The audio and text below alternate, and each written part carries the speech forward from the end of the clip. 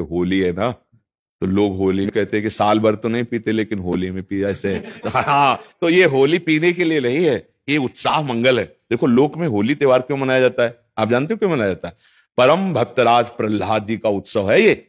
जब हिरण्यकश्यप की बहन होलिका ने देखा कि प्रहलाद जी किसी भी तरह से मर नहीं रहे और मेरा भाई निराश हो रहा है, तो उन्होंने हिरण्यकश्यप से कहा, भैया मैंने अग्नि की साधना करके एक शीतल पट प्राप्त किया है कि घोर अग्नि की ज्वाला में मैं बैठ जाऊंगी, मेरा रोम नहीं झुलसेगा और ये जलकर भस्म हो जाएगा, आपको चिंता नहीं करनी। तो ढेर सारी लकड़ियों का एक पहाड़ बनाया गया और उसमें गुफा जैसे में प्रहलाद जी को लेके बैठ गई। वो अग्नि को सिद्ध की हुई थी, पीत जो वस्त्र था ऐसे ओढ़ ले तो अग्नि छुएगी नहीं और प्रहलाद जी भस्म हो जाएंगे, ऐसा पक्का इरादा। आग लगी तो ताकर दूत अनल जय सिरजा, जरा न सोते कारण गिरजा। भगवान ने ही तो दायिका शक्ति अग्नि को दी है, तो ऐसी हवा चली कि वो संभाल ही नहीं पाई, प्रहलाद जी को पकड़े थी।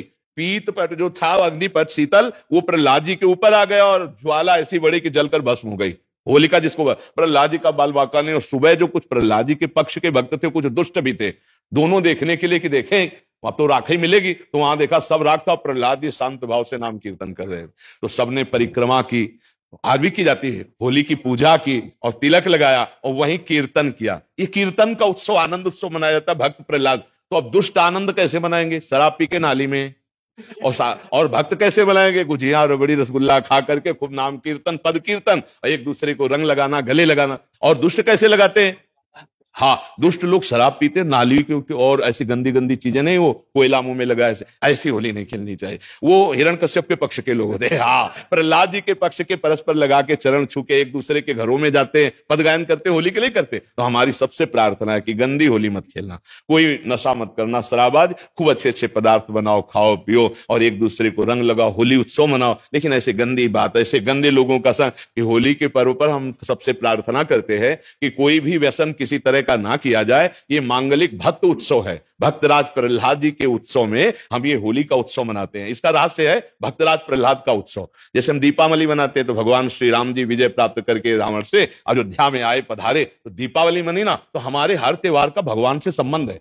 भारतीय संस्कृति का जो त्योहार है वो भगवान से संबंध रखता है। तो भगवान से संबंधित त्योहार में मैं राक्षसों वाली बातें क्यों करे? ये राक्षसी बातें, शराब पीना, एक दूसरे को मारना पीटना, गाली। महाराज जी, इसमें एक प्रश्न है।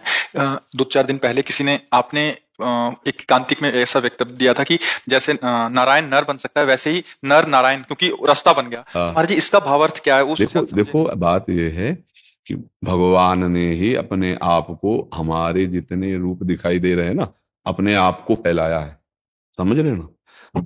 वासना वासुदेवस्य वासितम भुवनत्रयम सर्वभूत निवासोस्मि वासुदेव नमोस्तुते। वासुदेव भगवान ने अपनी एक इच्छा प्रकट की कि मैं ही इतने सब रूपों में हो जाऊं। जैसे वेद में कहा गया एको हम बहुश्यामा, तो बहुत रूपों में फैल गए। अब इस रूप में आकर हम भूल गए अपने आप को, अपने को मनुष्य मानने लगे, स्त्री मानने लगे, पुरुष मानने लगे। अगर हम लौटे तो देखो, गीध देह तज धरि हरि रूपा, किस रूप में भगवान को प्राप्त हुआ? हरि रूप हुआ ना, आया ना रामायण में, गीध देह तज धरि हरि रूपा। एक जगह आया है कि मम दर्शन फल परम अनूपा और जीव पाव निज सहज स्वरूप। वो सहज स्वरूप जानते हो क्या है? हरि, आत्म स्वरूप। देखो इस चौपाई का मनन करे, बहुत मनन से ही समझ में आएगा। सोई जाने जेहि देहु जनाई, तो जानत तुम्हें तुम्हें। अब उसका मतलब समझिए ना, वो भगवत स्वरूप हो जाता है। तो नर जो बना हुआ है वो अंदर में नारायण ही है। वो अपने को भूल करके नर शरीर में, जब कुत्ता बने तो कुत्ते शरीर में तन्मयता। हम इसका बहुत सरल उदाहरण देते हैं कि जब आदमी रिक्शा चलाता है, उसको बोले ए रिक्शा, खड़ा हो जाएगा। कुछ दिन बाद वो टैक्सी ले ले तो आप उसको बोले एक रिक्शा, नहीं खड़ा होगा। अब उसको बोले ए टैक्सी, खड़ा हो जाएगा। क्या वो रिक्शा है? क्या वो टैक्सी है?